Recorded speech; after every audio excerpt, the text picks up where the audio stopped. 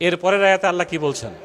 ইয়ামহাকুল্লাহুর রিবা, 275 নম্বর আয়াত সূরা বাকারা, বাসায় যেয়ে পড়ে দেখবেন। আল্লাহ বলছেন অবৈধ, ইলিগাল, ম্যাল প্র্যাকটিস, সুদ, ঘুষ, মদ, জুয়ার মাধ্যমে তোমার যতগুলো অ্যাসেট প্রপার্টি হবে আমি আল্লাহ এগুলোকে ধ্বংস করে দিই। আল্লাহ যে অবৈধ সম্পদ ধ্বংস করে এটা কি আপনারা 5 তারিখে বুঝছেন না বোঝেন নাই? ঢাকা শহরে মার্সিডিজ গাড়ি 5 কোটি টাকা দাম, 7 কোটি টাকার গাড়ি পড়ে আছে, মালিক নাই। মঈনুদ্দিন ফখরুদ্দিনের সময় একজন কাস্টম অফিসার আমাকে এসে বলছিল, আপনি ইসলামী ব্যাংকের ম্যানেজার, আগে কেন আপনার সাথে পরিচয় হলো না? আমি নিজ হাতে 3 বস্তা টাকা বুড়িগঙ্গায় ফেলাই দিয়ে আসছি।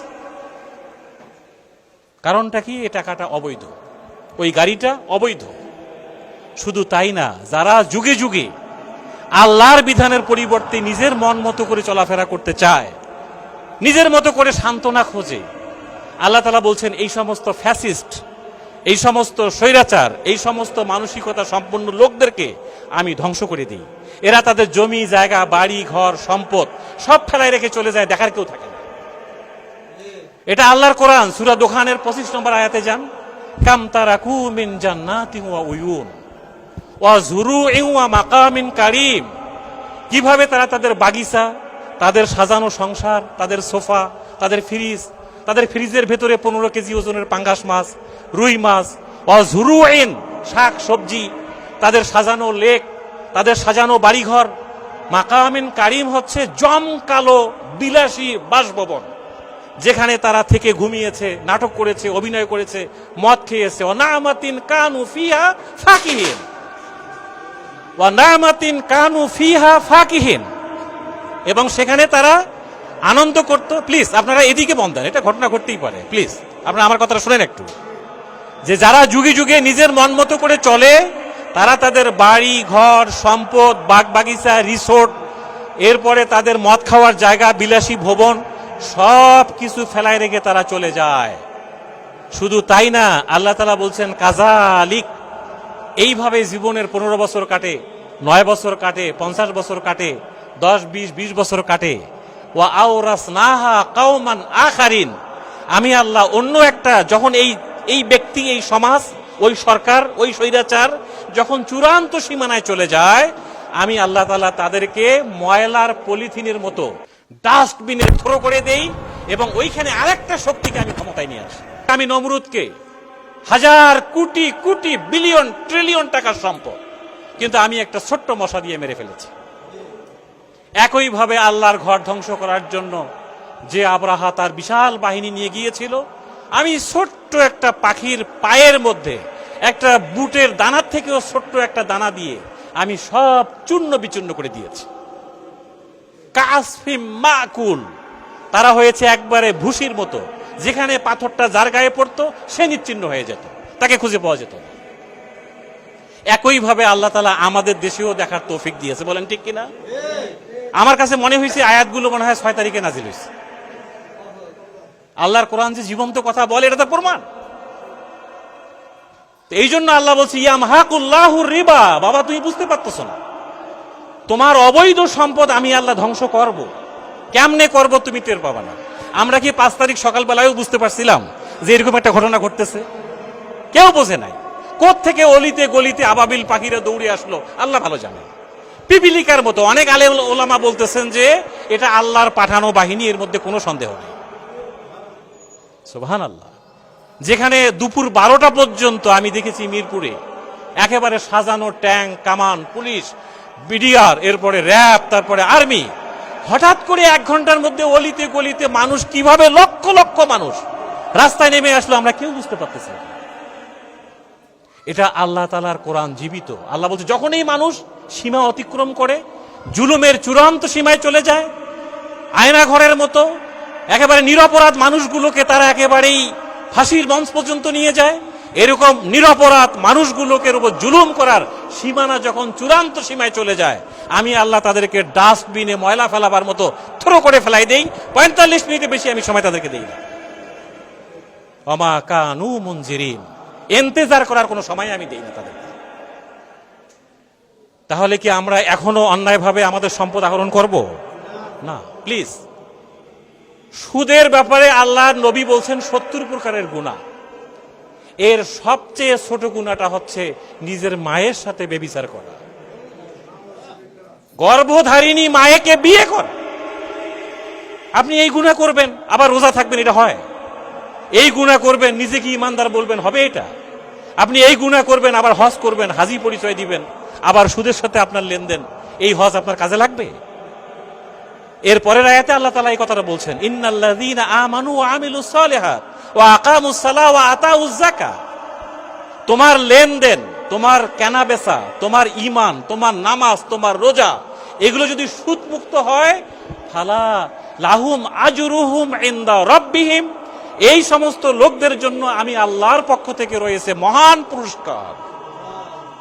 শুধু তাই না, ফালা খাউফুন আলাইহিম ওয়ালা হুম ইয়াহজানুন, আমার বিধান মোতাবেক যারা জীবনে সবকিছু পরিচালনা করে তাদের জন্য, তার নামাজ রোজা হজ যাকাত জন্য, যে যাকাতে সুদ নাই, যে নামাজে সুদ নাই, যে ইমানের সুদ নাই, যে হজের মধ্যে সুদ নাই, সুদবিহীন জীবনের মানুষগুলোকে আমি আল্লাহ এমন মর্যাদা দেই, তাদের টেনশনের কোনো কারণেই থাকে না,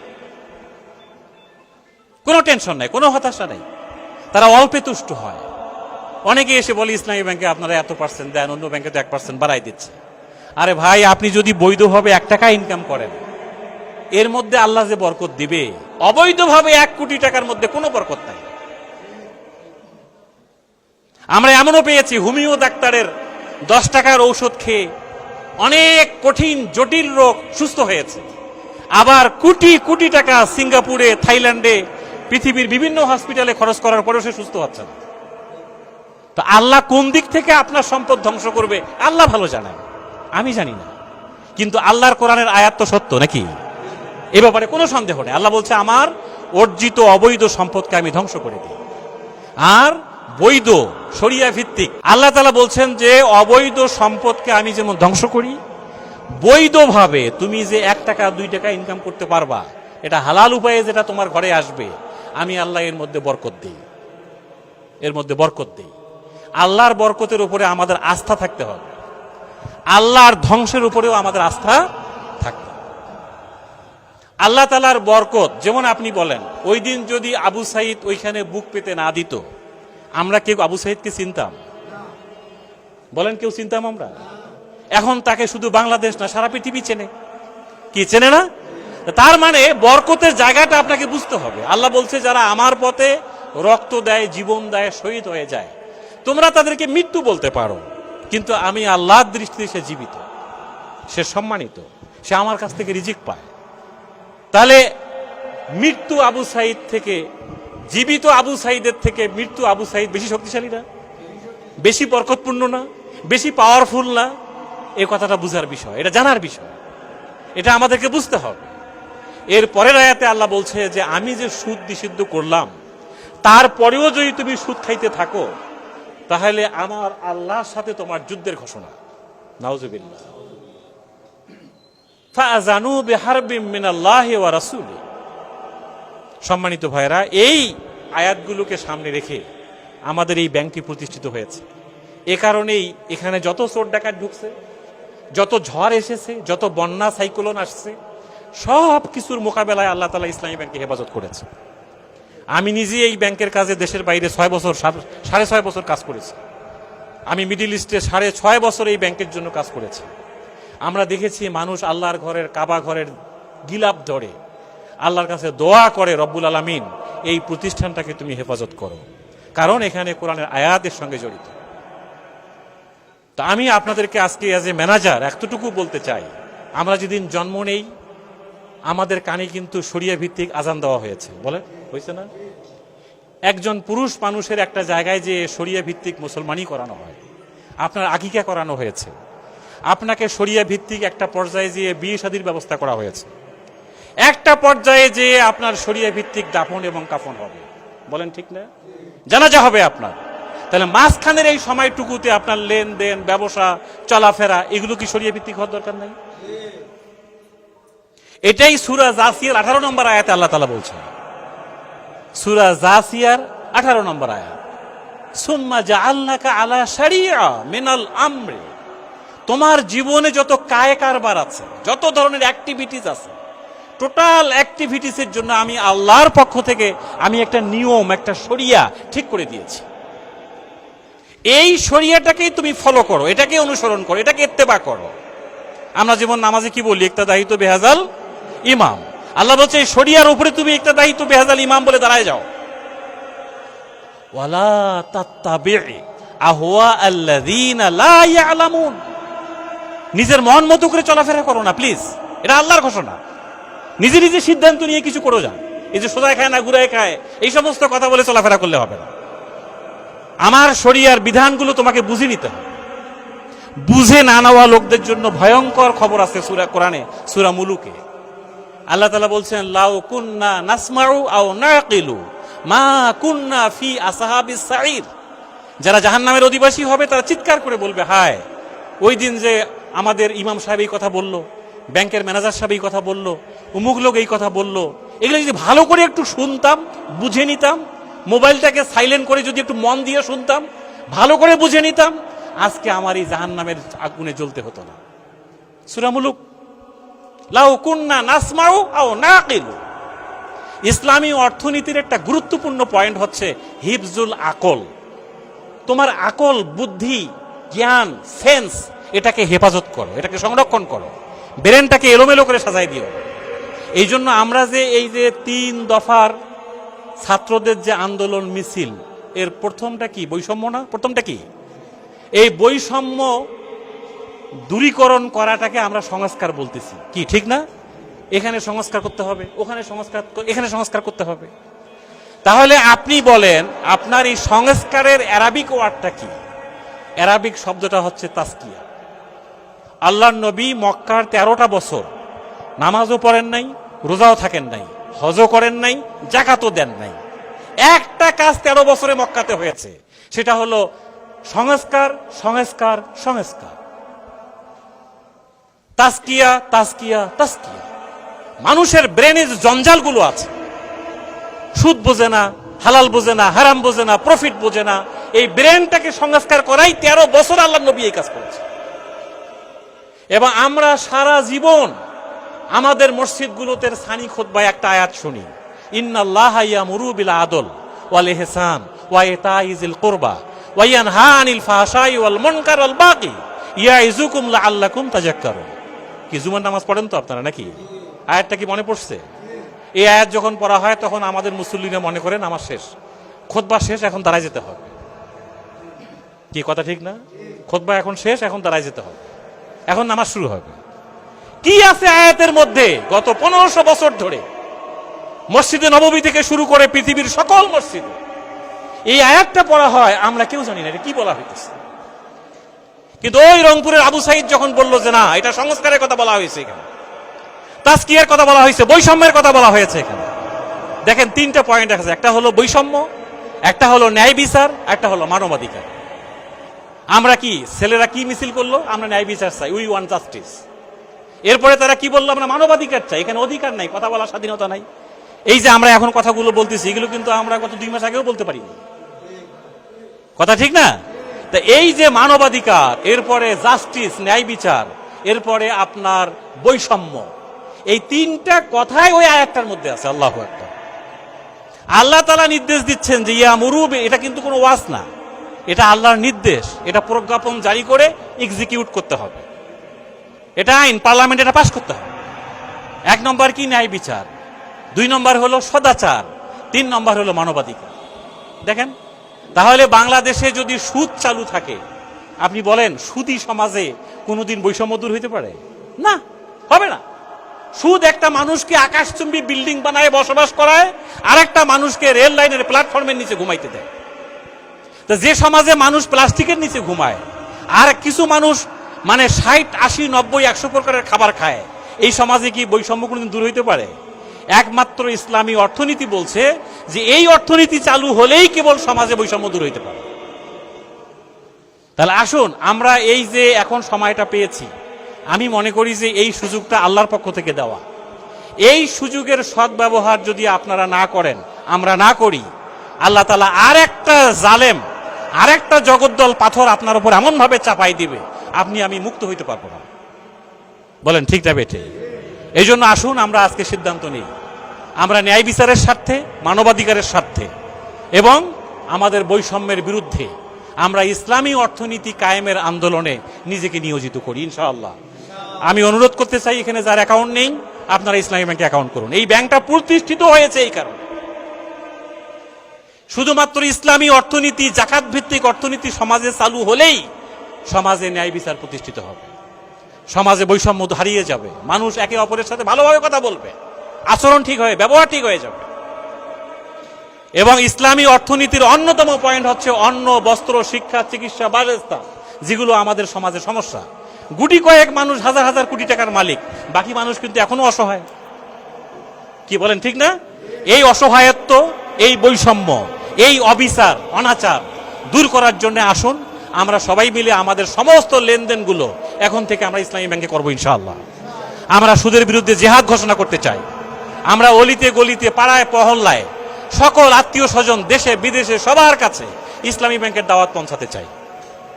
ইসলামী ব্যাংক যে কাজটা করছে, ডিপোজিট নিচ্ছে আপনার কাছ থেকে, এই ডিপোজিটটাকে আমাদের মুদারাবা বলে। মুদারাবা, ইসলামী শরীয়তে এটার নাম কি? মুদারাবা। এই মুদারাবা কনসেপ্টে আমরা ডিপোজিট গ্রহণ করি। এই জন্য এখানে যে লাভগুলো দেই, এই লাভের টাকাটা আমরা শরিয়া ভিত্তিকভাবে ইনকাম করি। কিভাবে করি? আমরা বাই মুআজ্জাল, বাই মুরাবাহা, বাই সালাম, বাই ইস্তেসনা নামে ইসলামী শরীয়তে কিছু মুড আছে, পদ্ধতি আছে। ওই পদ্ধতিগুলোতে টাকাটাকে আমরা বিনিয়োগ করে যা লাভ হয়, এই লাভের টাকাটা মুদারাবা কনসেপ্টে মানুষকে আমরা বিলি করে দিই। যে কথাটা এক ভাই আমাদের প্রশ্ন করেছে, আমাদের নবী মুহাম্মদ রাসূলুল্লাহ সাল্লাল্লাহু আলাইহি সাল্লাম বিয়ের আগে খাদিজা রাদিয়াল্লাহু তাআলা আনহার সাথে কিন্তু ব্যবসা করেছে। খাদিজা আমাদের মা, তিনি ফান্ড দিয়েছেন, আল্লাহর নবী ব্যবসা করেছেন। এখানে খাদিজা হলো সাহিব আল মাল, আল্লাহর নবী হলেন মুদারিব। এই মুদারিবকেই বর্তমান বাংলা ভাষায় উদ্যোক্তা বলে। আর সাহিব আল মাল যিনি টাকার মালিক, আমাদের ইসলামী ব্যাংকে যখন কেউ টাকা রাখে তিনি সাহিব আল মাল। এই টাকাটাকে আমরা ব্যবহার করি উদ্যোক্তা হিসাবে, মুদারিব হিসাবে, এবং আমরা কোনো হারাম জায়গায় টাকাটাকে ব্যবহার করি না। এবং আল্লাহর কোরআন কিন্তু কোনো এরকম ছাগল পাগলের জন্য না। আল্লাহর কোরআন হচ্ছে লা আয়াতিন লিউলিল আলবাব, যারা জ্ঞানী হবে, চিন্তাশীল হবে, যারা বুদ্ধিজীবী হবে, যারা কথা বলতে পারবে, যাদের কোয়ালিটি আছে, স্কিল আছে, এই সমস্ত লোকদের জন্যই কিন্তু আল্লাহর কোরআন। এটা কোনো ইতিমখানার কিতাব নয়, এটা অসহায় কোনো মানুষের পাশে বসে পড়ার কোনো কিতাব নয়। আল্লাহর কোরআনকে আল্লাহ পৃথিবীতে পাঠিয়েছেন মানুষকে। মানুষ কেন অসহায় হয়ে থাকবে? মানুষের পেটে কেন খাবার থাকবে না? মানুষ কেন চিকিৎসা পাবে না? মানুষ কেন খাবার দাবার পাবে না? এর জন্য তো আল্লাহ মানুষ পৃথিবীতে পাঠান না। মা আনজালনা আলাইকাল কোরআন লিতাশকা, মানুষ অসুস্থ অবস্থায় যন্ত্রণায় ছটফট করবে, আমি এই জন্য কোরআন তো পৃথিবীতে পাঠাইনি। আল্লাহর কোরআন কি বলে আর আমরা কোথায়? এবং আপনি অবাক হয়ে যাবেন, আমাদের দেশে এরকম দাড়ি আছে, টুপি আছে, জুব্বা আছে, পাগড়ি আছে, কিন্তু কোরআনের নলেজ নাই। এরকম লোক আছে না?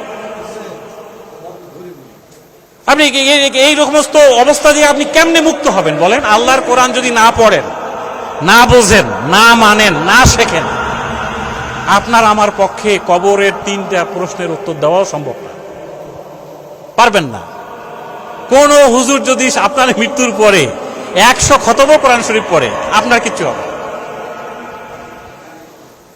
আসেন আমরা আজকে তওবা করি, নিয়ত করি, সিদ্ধান্ত নেই যে আল্লাহ তুমি আমাদের অতীতে যা হবার হয়ে গেছে, আমরা আর সুদের সঙ্গে নিজেকে জড়াবো না ইনশাআল্লাহ।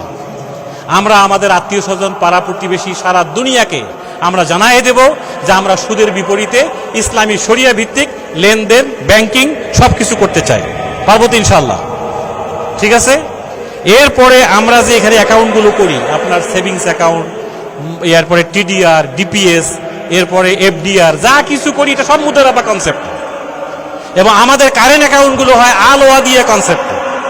এই মুদারাবা, আল ওয়াদিয়া, বাই মুআজ্জাল, বাই মুরাবাহা, বাই সালাম, বাই ইস্তেসনা, এই শব্দগুলো সব আরবি শব্দ। আপনি কি মসজিদে এগুলোর উপরে কোনো আলোচনা শুনেছেন? আমাদেরকে দাওয়াত দিয়ে আমরা শুনাই দিয়ে আসবো। এগুলোর উপরে কথা বলা খুবই জরুরি, খুবই জরুরি। আমরা ভুলে গিয়েছি, আমরা এখন সকাল সন্ধ্যার আমল করি, একদিকে সুদ খাই আর একদিকে সকাল সন্ধ্যার কিছু আমল বানাই ফেলছি। দেখেন আপনারা সূরা নাসর সবাই পড়েন, ইজা জাআ নাসরুল্লাহি ওয়াল ফাত। আল্লাহ তাআলা বলছেন যখন দিন কায়েম হবে, আল্লাহর বিজয় যেদিন আসবে, এই বিজয়ের পর থেকে তুমি ফাসাব্বি বিহামদি ওয়াস্তাগফির, এই কাজগুলো করো। কিন্তু এখনো দিনের বিজয় হয় নাই, ইসলামী অর্থনীতি পরিপূর্ণ কায়েম হয় নাই। তুমি সকাল সন্ধ্যার আমল নিয়ে বসে আছো, কিন্তু তোমার এখনো তো ইজা জা নাসরুল্লাহ তো এখনো আসে নাই। আল্লাহর সাহায্য, আল্লাহর দিনের বিজয় যেদিন এসে যাবে, ওই দিন আপনি একবার সুবহানাল্লাহ বললেই আসমান জমিন আপনার সওয়াব দিয়ে আল্লাহ ভরাই দিবেন। কিন্তু আপনি এখন তাসবিহ নিয়ে ব্যস্ত আছেন, কিন্তু আপনি এই ইসলামী অর্থনীতি, ইসলামী সমাজনীতি, ইসলামী ব্যবসা নীতি, আল্লাহ রাসূলের নামে মিলাদ খেয়ে জিলাপি খেয়ে শেষ করে দিলেন। কিন্তু আল্লাহর নবীর রাষ্ট্রীয় জীবন আপনি চিন্তা করবেন না, আল্লাহর নবীর অর্থনৈতিক জীবন নিয়ে আপনি ভাববেন না, আল্লাহর নবীর সামাজিক জীবন নিয়ে ভাববেন না, আল্লাহর নবীর ব্যবসায়িক থিঙ্কিংটা কি এটা আপনি চিন্তা করবেন না। আমার কথাটা কি আপনারা বুঝতে পারতেছেন?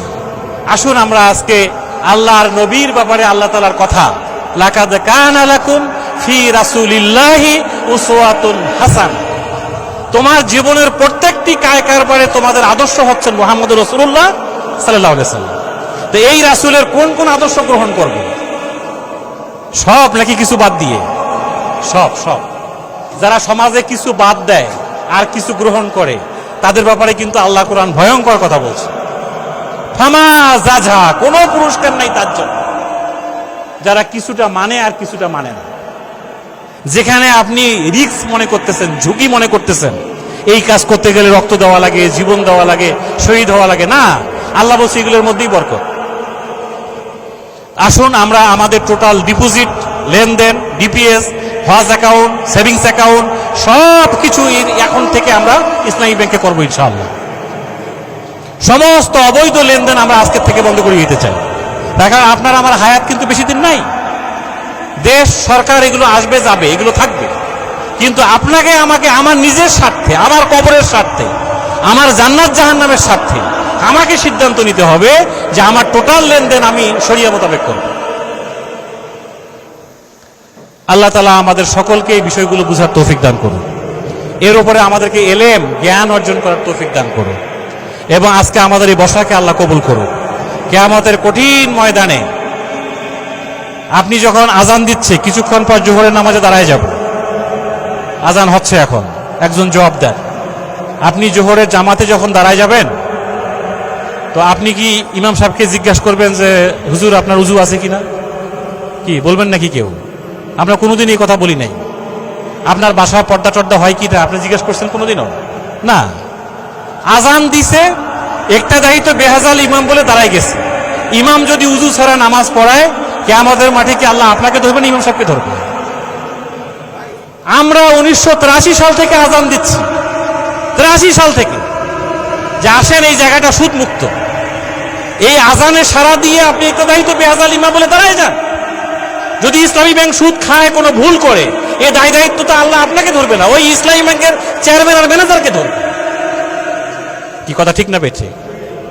এটাকে ঘুরাই ফিরায় উল্টাপাল্টা কথা বলে লাভ নেই। ইসলামী ব্যাংকের ম্যানেজার, ইসলামী ব্যাংকের চেয়ারম্যান, যারা মুয়াজ্জিনের কাজ করছে, তাদেরকে আল্লাহ ধরবে।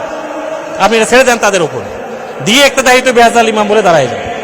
তারপরেও যদি কোনো প্রশ্ন থাকে, আমি আপনাদেরকে দাওয়াত দিচ্ছি, আসেন বোটবাজার শাখায়, আমি 3 তলায় বসি, আপনাদের বিস্তারিত কথা আমি শুনতে চাই, কিন্তু কোনোভাবেই আমরা সুদের সঙ্গে নিজেকে জড়াবো না ইনশাআল্লাহ।